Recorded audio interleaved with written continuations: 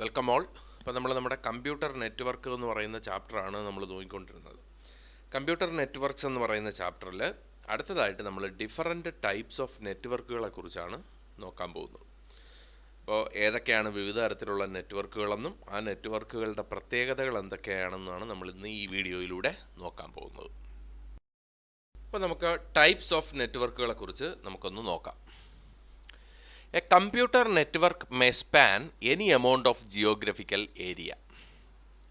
അപ്പോൾ നമുക്ക് ഒരു കമ്പ്യൂട്ടർ നെറ്റ്വർക്ക് എന്ന് പറയുന്നതിൻ്റെ ഏരിയ എത്ര ഏരിയയിലാണ് ആ കമ്പ്യൂട്ടർ നെറ്റ്വർക്ക് എന്നുള്ളത് നമുക്ക് പറയാൻ പറ്റത്തില്ല. കാരണം ഒരു വലിയ ജിയോഗ്രഫിക്കൽ ഏരിയ വരെ എന്ത് ചെയ്യാൻ പറ്റും, ഒരു നെറ്റ്വർക്കിന് കവർ ചെയ്യാൻ വേണ്ടി പറ്റും.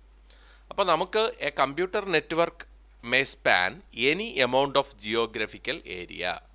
It can B on A table, in A room, in a building, in a city, in a country, across continents or around the world. അതെങ്ങനെയൊക്കെ ആവാം. ചിലപ്പോൾ ഒരു ടേബിളിലായിരിക്കാം, ചിലപ്പോൾ ഒരു റൂമിനകത്ത് എസ്റ്റാബ്ലിഷ് ചെയ്ത നെറ്റ്വർക്ക് ആയിരിക്കാം, ചിലപ്പോൾ ഒരു ബിൽഡിംഗ് മൊത്തമായിട്ടുള്ളതായിരിക്കാം, ചിലപ്പോൾ ഒരു സിറ്റിക്കകത്ത് കവർ ചെയ്യുന്നതായിരിക്കാം, ചിലപ്പോൾ ഒരു രാജ്യത്ത് കവർ ചെയ്യുന്നതായിരിക്കാം, ചിലപ്പോൾ 2 കോണ്ടിനെൻറ്റുകളിലായിരിക്കാം, മൊത്തം വേൾഡ് മൊത്തത്തിലുള്ളതും ആകാം. അങ്ങനെ പലതരത്തിലുള്ള നെറ്റ്വർക്കുകൾ ഉണ്ട്.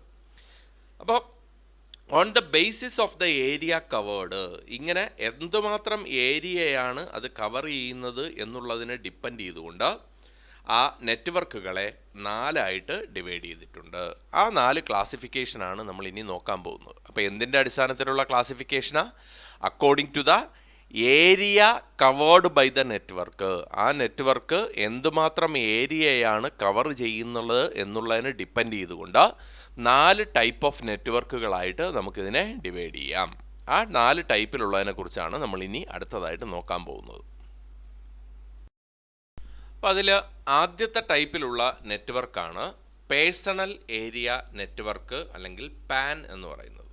അപ്പോൾ പേഴ്സണൽ ഏരിയ നെറ്റ്വർക്ക്, പാൻ എന്ന് പറഞ്ഞാൽ എന്താണ്? Pan is A network of communicating devices in the proximity of an individual. ഒരു ഇൻഡിവിജ്വലിൻ്റെ പ്രോക്സിമിറ്റിയിലുള്ളത്. ഇപ്പോൾ കമ്പ്യൂട്ടർ, മൊബൈൽ, ഒരു ടാബ്ലറ്റ്, ഒരു പ്രിൻ്റർ, ഇവയൊക്കെ നമ്മൾ തമ്മിൽ കമ്മ്യൂണിക്കേറ്റ് ചെയ്യിക്കുന്നുണ്ടല്ലോ. അങ്ങനെയുള്ള നെറ്റ്വർക്കുകളെ, ഏറ്റവും ചെറിയ ടൈപ്പിലുള്ള നെറ്റ്വർക്കുകളെ, അതായത് ഒരു ഇൻഡിവിജ്വലിൻ്റെ പ്രോക്സിമിറ്റിക്കകത്ത് നിൽക്കുന്ന തരത്തിലുള്ള നെറ്റ്വർക്കുകളെ നമുക്ക് എന്തെന്ന് വിളിക്കാം? Personal area network. എൻ്റെ പേഴ്സണൽ ആവശ്യത്തിന് വേണ്ടി ഞാൻ ഉണ്ടാക്കുന്നത്. അതെത്ര it can cover an area of radius with few metres. കുറച്ച് മീറ്ററുകൾ മതി. ഞാനിവിടെ ഒരു കമ്പ്യൂട്ടർ വെച്ചിട്ടുണ്ട്, അവിടെ ഒരു പ്രിൻ്റർ വെച്ചിട്ടുണ്ട്, ഒരു മോഡം ഞാനുമായിട്ട് കമ്മ്യൂണിക്കേറ്റ് ചെയ്യുന്നു, ദെൻ ഒരു പ്രിൻ്ററുണ്ട്, അല്ലെങ്കിൽ വേറൊരു ലാപ്ടോപ്പ് ഉണ്ട്, എൻ്റെ ഒരു മൊബൈല് ഒക്കെ ഞാൻ അതുമായിട്ട് കമ്മ്യൂണിക്കേറ്റ് ചെയ്യുന്നു. അപ്പോൾ ഈ കമ്മ്യൂണിക്കേഷൻ അവിടെ ഒരു നെറ്റ്വർക്കിൽ കണക്ട് ചെയ്യുകയാണ്. നമ്മുടെ മൊബൈൽ ഫോൺ നമ്മുടെ കമ്പ്യൂട്ടറുമായിട്ട് കണക്ട് ചെയ്യുന്നു. അതൊരു ചെറിയ നെറ്റ്വർക്കാണ്. എൻ്റെ ഇൻഡിവിജ്വൽ പർപ്പസിന് വേണ്ടി ഞാൻ കണക്ട് ചെയ്യുന്ന ഒരു നെറ്റ്വർക്ക് ഒരു ഫ്യൂ മീറ്റേഴ്സ് റേഡിയസിലുള്ള ഏരിയയിൽ മാത്രം വർക്ക് ചെയ്യുന്ന ഇത്തരത്തിലുള്ള നെറ്റ്വർക്കുകൾ വിളിക്കുന്ന പേരാണ് പേഴ്സണൽ ഏരിയ നെറ്റ്വർക്ക് അല്ലെങ്കിൽ പാൻ. അടുത്ത ടൈപ്പിലുള്ള ഒരു നെറ്റ്വർക്കാണ് ലോക്കൽ ഏരിയ നെറ്റ്വർക്ക് എന്ന് പറയുന്ന ലാൻ. എന്താണ് local area network? LAN. LAN is a network of computing and communicating devices in a room, building or campus. ഒരു റൂമിനകത്ത് അല്ലെങ്കിൽ ഒരു ബിൽഡിങ്ങിനകത്ത്, ഒരു ക്യാമ്പസിനകത്ത് ഒക്കെ ഉള്ള കമ്പ്യൂട്ടറുകളെ പരസ്പരം കണക്ട് ചെയ്യുന്നു. ഇപ്പം നമ്മളൊരു ഓഫീസുണ്ട്, ആ ഓഫീസിൽ പല റൂമുകളിലായി പല കമ്പ്യൂട്ടറുകളുണ്ട്. ഇവയെ നമ്മൾ പരസ്പരം കണക്ട് ചെയ്തുകൊണ്ട് ഉപയോഗിക്കുന്നുവെങ്കിൽ ആ നെറ്റ്വർക്കിനെ നമുക്ക് ലോക്കൽ ഏരിയ നെറ്റ്വർക്ക് എന്ന് പറയാം. അത് it can cover an area of radius with a few metres to few kilometres. കുറച്ച് മീറ്ററുകൾ മുതൽ കുറച്ച് കിലോമീറ്ററുകൾ വരെയൊക്കെ ആവാം ചിലപ്പോൾ. അപ്പോൾ ഇത്തരത്തിലുള്ള നെറ്റ്വർക്കുകളെ വിളിക്കുന്ന പേരാണ് ലോക്കൽ ഏരിയ നെറ്റ്വർക്ക്. അപ്പോൾ ഈ ലോക്കൽ ഏരിയ നെറ്റ്വർക്ക് എന്ന് പറയുന്നത് can be setup using wired media or wireless media. Wired media ഉപയോഗിച്ചുകൊണ്ടും നമുക്ക് കണക്ട് ചെയ്യാം, വയർലെസ് മീഡിയ ഉപയോഗിച്ചുകൊണ്ടും കണക്ട് ചെയ്യാം. ചിലപ്പോൾ നമ്മളിപ്പോൾ ഒരു ഓഫീസിനകത്ത് ഞാൻ കുറേ കമ്പ്യൂട്ടറുകളെ തമ്മിൽ പരസ്പരം വയർ ഉപയോഗിച്ചുകൊണ്ട് കണക്ട് ചെയ്യുന്നു. ഞാൻ അതിൻ്റെ ഒരു access point, wireless access point ഞാൻ കണക്ട് ചെയ്തിട്ട് എൻ്റെ ലാപ്ടോപ്പ് ഞാൻ ആ വയർലെസ് ആക്സസ് പോയിൻറ്റിലോട്ട് കണക്ട് ചെയ്യുന്നു. അപ്പോൾ എൻ്റെ ലാപ്ടോപ്പും ആ നെറ്റ്വർക്കിനകത്തായില്ലേ? അപ്പോൾ അത് പക്ഷേ അപ്പോഴും ലോക്കൽ ഏരിയ നെറ്റ്വർക്ക് തന്നെയാണ്. പക്ഷേ അവിടെ ഞാൻ എൻ്റെ ലാപ്ടോപ്പ് കണക്ട് ചെയ്ത് വയർലെസ് മീഡിയ ഉപയോഗിച്ചുകൊണ്ടാണ്. അതാണ് നമ്മൾ പറഞ്ഞത്, LAN can be setup using wired media or wireless media. അതിൻ്റെ അടുത്തൊരു പ്രത്യേകത, it is under a single ownership എന്നുള്ളതാണ്.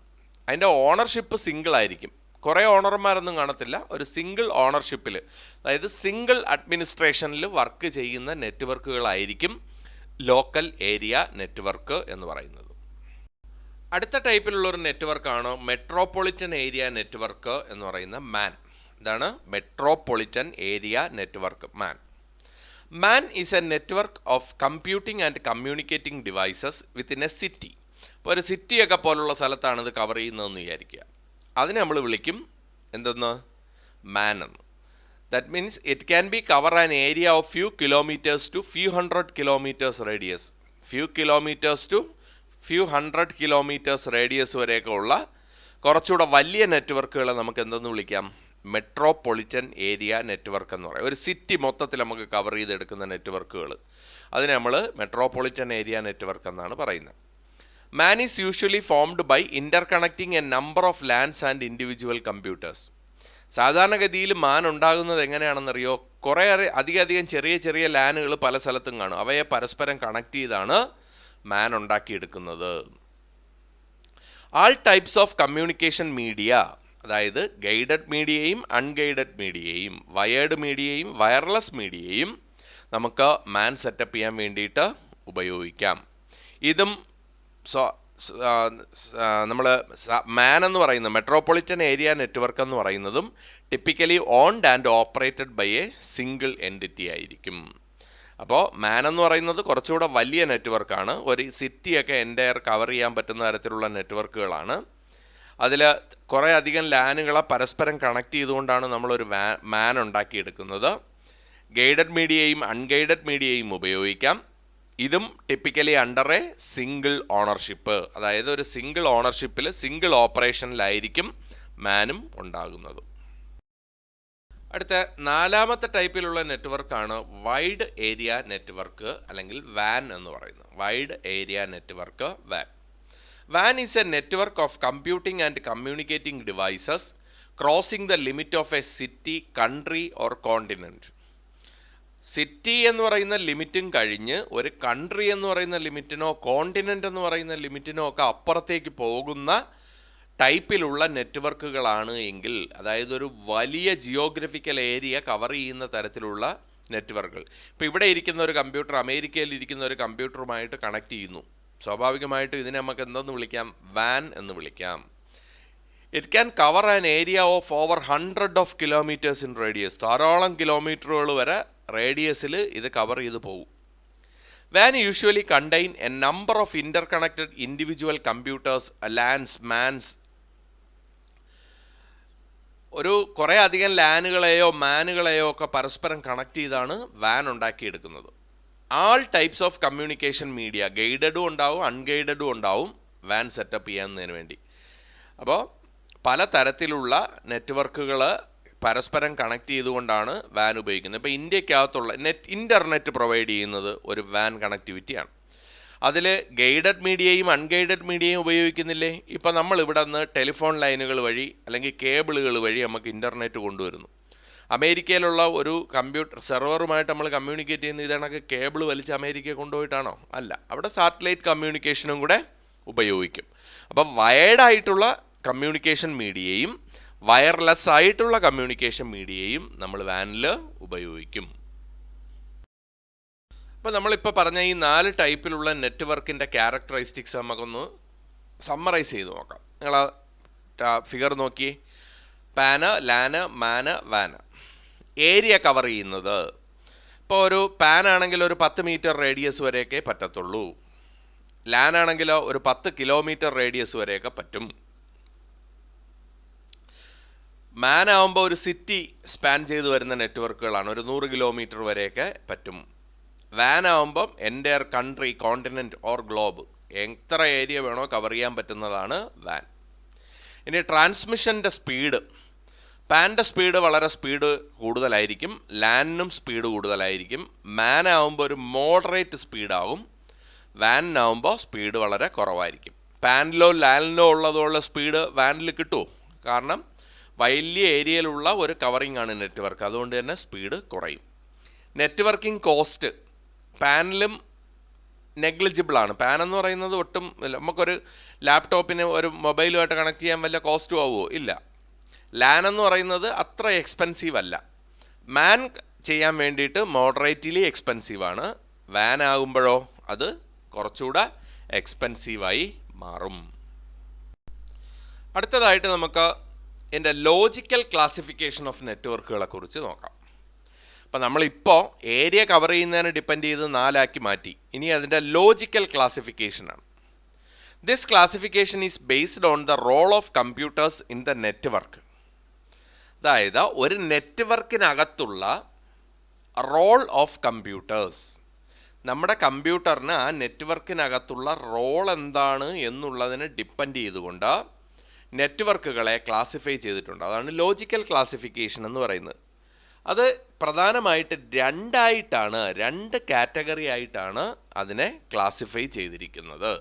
ആ കാറ്റഗറികളാണ് നമ്മൾ ഇനി അടുത്തതായിട്ട് ഇതിനകത്ത് നോക്കുന്നത്. അതിൽ ആദ്യത്തെ ഒരു ക്ലാസിഫിക്കേഷനാണ് പിയർ ടു പിയർ എന്ന് പറയുന്ന classification. A peer to peer network has no dedicated servers. അപ്പോൾ നമ്മൾ ഒരു നെറ്റ്വർക്കുകൾക്കകത്ത് 2 തരത്തിലുള്ള കമ്പ്യൂട്ടറുകൾ ഉണ്ടാവാം. അതായത് സെർവർ എന്ന് പറയുന്നതും ക്ലൈൻ്റ് എന്നും പറയുന്ന 2 തരത്തിലുള്ള. സെർവർ എന്ന് പറഞ്ഞാൽ പവർഫുൾ ആയിട്ടുള്ള ഒരു കമ്പ്യൂട്ടറാണ്. അപ്പോൾ പിയർ ടു പിയർ നെറ്റ്വർക്കുകളിൽ അങ്ങനെയുള്ള സെർവറുകളില്ല. Here a number of computers are connected together for the purpose of sharing information or device.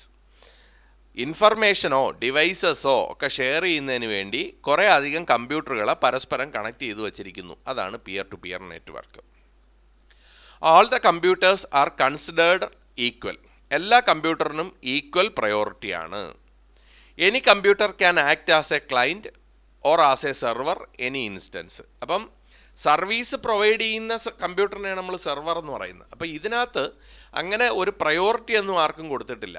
ഏത് കമ്പ്യൂട്ടറിന് വേണോ സെർവറായിട്ടോ ക്ലൈൻ്റായിട്ടോ വർക്ക് ചെയ്യാം. സർവീസ് കൊടുക്കുന്നതിനെ സെർവർ എന്നും അത് റിസീവ് ചെയ്യുന്നതിനെ ക്ലൈൻ്റ് എന്നാണ് പറയുന്നത്. അപ്പോൾ സെർവറായിട്ടോ ക്ലൈൻ്റായിട്ടോ ഏത് കമ്പ്യൂട്ടറിന് വേണമെങ്കിലും ആക്ട് ചെയ്യാം പിയർ ടു പിയറിൽ. This network is an ideal for small networks. അതായത് ചെറിയ ചെറിയ നെറ്റ്വർക്കുകളൊക്കെ എസ്റ്റാബ്ലിഷ് ചെയ്യുന്നത് സെർവറുകൾ വേണ്ടാത്ത നെറ്റ്വർക്കുകൾ. അതായത് ചെറിയ ബിസിനസ് എസ്റ്റാബ്ലിഷ്മെൻറ്റുകൾക്ക് വേണ്ടിയിട്ടോ വീടുകളിലോ ഒക്കെ കമ്പ്യൂട്ടർ നെറ്റ്വർക്കുകൾ ചെയ്യുമ്പോൾ ഇത്തരത്തിലുള്ള നെറ്റ്വർക്കുകളാണ് ഉപയോഗിക്കുന്നത്. അടുത്ത ടൈപ്പിലുള്ള ഒരു ലോജിക്കൽ ഡിവിഷനാണ് ക്ലൈൻറ്റ് സെർവർ മോഡൽ എന്ന് പറയുന്നത്. അപ്പം ഈ ക്ലൈൻറ്റ് സെർവർ ടൈപ്പിലുള്ള നെറ്റ്വർക്കുകളാണ് എങ്കിൽ in this network the client server architecture consists of a high end computer. അതിന് ഹൈ പെർഫോമൻസ് ഉള്ള ഒരു ഹൈ എൻഡ് കമ്പ്യൂട്ടർ, അതായത് വലിയ കോൺഫിഗറേഷനിലുള്ള ഒരു കമ്പ്യൂട്ടർ ഉണ്ടാവും. ആ കമ്പ്യൂട്ടറിനെ നമ്മൾ സെർവർ എന്നാണ് പറയുന്നത്. ഈ server serving lower configuration machines called client. അപ്പം കോൺഫിഗറേഷൻ കുറഞ്ഞ മെഷീനുകളാ മതി അപ്പം ക്ലൈൻറ്റിന്. അത് ഈ സർവീസുകൾ എവിടെ നിന്നാണ് സ്വീകരിക്കുന്നത്? ഈ ഹൈ എൻഡിലുള്ള, അതായത് വലിയ കോൺഫിഗറേഷനിലുള്ള കമ്പ്യൂട്ടറിൽ അതിന് നമ്മൾ സെർവർ എന്ന് പറയും. ബാക്കിയുള്ള ലോ കോൺഫിഗറേഷനിലുള്ള മെഷീൻസിനെ ക്ലൈൻറ്റ് എന്ന് പറയും. A server provides client with specific services upon client request. ഈ ലോവർ എൻഡിലുള്ള, അതായത് ക്ലൈൻറ്റ് മെഷീനുകളുടെ ക്ലൈൻറ്റ് കമ്പ്യൂട്ടറുകളുടെ റിക്വസ്റ്റുകൾക്ക് അനുസരിച്ച് ഈ സെർവർ മെഷീൻ, അതായത് ഹൈ എൻഡിലുള്ള ഈ മെഷീൻ സർവീസ് പ്രൊവൈഡ് ചെയ്യും. The services includes sharing of data, software, hardware, resources etcetera. അപ്പം ഈ സർവീസ് എന്ന് പറഞ്ഞാൽ എന്താണ്? ഡേറ്റ ഷെയർ ചെയ്യുന്നതാകാം, സോഫ്റ്റ്വെയർ ആൻഡ് ഹാർഡ്വെയർ റിസോഴ്സസ് ആകാം, അങ്ങനെ എന്ത് വേണമെങ്കിലും ആകാം. ഇപ്പോൾ നമുക്ക് ഈ ഒരു എക്സാമ്പിളായിട്ട് പറഞ്ഞു തന്നാൽ, ഇപ്പോൾ നമ്മുടെ ഒരു ക്ലൈൻറ്റ് മെഷീൻ, അതിനകത്ത് മെമ്മറി സ്പേസ് കുറവാണ്. അപ്പം ഞാൻ എന്ത് ചെയ്താൽ മതി? ഈ സെർവറിലോട്ട് ഈ ഡേറ്റ സ്റ്റോർ ചെയ്തുകൊണ്ടിരുന്നാൽ മതി. അപ്പോൾ സെർവറിലോട്ട് ലോഗിൻ ചെയ്ത് നമ്മൾ വർക്ക് ചെയ്യുമ്പോൾ നമ്മൾ സേവ് ചെയ്യുന്ന ഡേറ്റാസ് എല്ലാം സെർവർ മെഷീനിൽ വരും. അപ്പോൾ സെർവറിലാണ് നമ്മുടെ ഡേറ്റാസൊക്കെ സ്റ്റോർ ചെയ്യപ്പെടുന്നത്. അപ്പോൾ സെർവറായിട്ട് ഒരു പവർഫുൾ മെഷീൻ നമ്മൾ ഉപയോഗിക്കും. ബാക്കിയുള്ളതെല്ലാം നമുക്ക് എന്ത് മെഷീനാക്കി ഉപയോഗിച്ചാൽ മതി? ലോ കോൺഫിഗറേഷനിലുള്ള ക്ലൈൻറ്റുകൾ മതി. അപ്പോൾ ഇത്തരത്തിലുള്ള നെറ്റ്വർക്കുകളെ ക്ലയൻറ്റ് സെർവർ നെറ്റ്വർക്കുകളെന്ന് പറയും. അപ്പോൾ നമ്മൾ ഈ സെർവർ എന്ന പലതരത്തിലുള്ള സെർവറുകൾ ഉണ്ടാകാം. ഇപ്പോൾ ഫയൽ സെർവർ എന്ന് പറഞ്ഞാൽ a computer that stores and manages files for multiple users on a network. നമ്മൾ നേരത്തെ പറഞ്ഞ എക്സാമ്പിളിൽ, അതായത് ആ നെറ്റ്വർക്കിനകത്തുള്ള മൾട്ടിപ്പിൾ ആയിട്ടുള്ള യൂസേഴ്സിന് വേണ്ടി ഫയലുകൾ സ്റ്റോർ ചെയ്യുകയും അത് മാനേജ് ചെയ്യുകയും ചെയ്യുന്ന സെർവറുകളാണെങ്കിൽ അത്തരത്തിലുള്ള സെർവറുകളെ ഫയൽ സെർവറുകൾ എന്ന് പറയാം. ഇനി രണ്ടാമത്തത് വെബ് സെർവർ എന്ന് പറഞ്ഞൊരു സെർവറുണ്ട്. എന്തിനാണെന്ന് ചോദിച്ചാൽ, ഇപ്പോൾ വെബ് പേജുകളാണ് റിക്വസ്റ്റ് ചെയ്യുന്നത്. ഇപ്പോൾ ഒരു പർട്ടിക്കുലർ വെബ് പേജ് റിക്വസ്റ്റ് ചെയ്തു. നമ്മളിപ്പോൾ www.google.com എന്ന് പറഞ്ഞ് നമ്മൾ റിക്വസ്റ്റ് ചെയ്യുമ്പോൾ നമ്മളൊരു ക്ലയൻ്റാണ്. ആ റിക്വസ്റ്റ് ചെയ്യുമ്പം ആ പേജ് എവിടെ നിന്നാണ് വരുന്നത്? ഏതോ ഒരു സെർവറിൽ നിന്നാണ്. ആ സെർവറിനെ നമുക്ക് വെബ് സെർവർ എന്ന് പറയാം. അത്തരത്തിൽ വെബ് പേജുകളുടെ സർവീസാണ് പ്രൊവൈഡ് ചെയ്യുന്നതെങ്കിൽ അതിനെ വിളിക്കുന്ന പേര് വെബ് സെർവർ എന്നാണ്. ഇനി പ്രിൻ്റ് ജോബുകളാണ് ഇത് സർവീസായിട്ട് തരുന്നത്. ഇപ്പോൾ പ്രിൻറ്റിംഗ് മാനേജ്മെൻ്റ് ആണ് ഒരു സെർവർ ചെയ്യുന്നതെങ്കിൽ അത്തരത്തിലുള്ള സെർവറുകളെ നമുക്ക് പ്രിൻ്റ് സെർവറുകൾ എന്ന് പറയാം. ഇനി ഡേറ്റാബേസുകളാണ് ഇതിനകത്ത് ചെയ്യുന്നത്. ഡേറ്റാബേസ് എന്ന് പറഞ്ഞാൽ ഒരു പ്രത്യേക തരത്തിൽ ഡേറ്റയെ ഓർഗനൈസ് ചെയ്ത് അടുക്കി വച്ചിരിക്കുന്നതിനെയാണ് ഡേറ്റാബേസ് എന്ന് പറയുന്നത്. അങ്ങനെയുള്ള ഡേറ്റാബേസുകളുമായി ബന്ധപ്പെട്ട സർവീസ് പ്രൊവൈഡ് ചെയ്യുന്ന സെർവറുകളെ ഡേറ്റാബേസ് സെർവറുകൾ എന്ന് പറയും. അപ്പം നമുക്ക് സെർവറുകൾ ഈ പറഞ്ഞ തരത്തിലുള്ള ഏത് തരത്തിലുള്ള സെർവറുകളും ആകാം.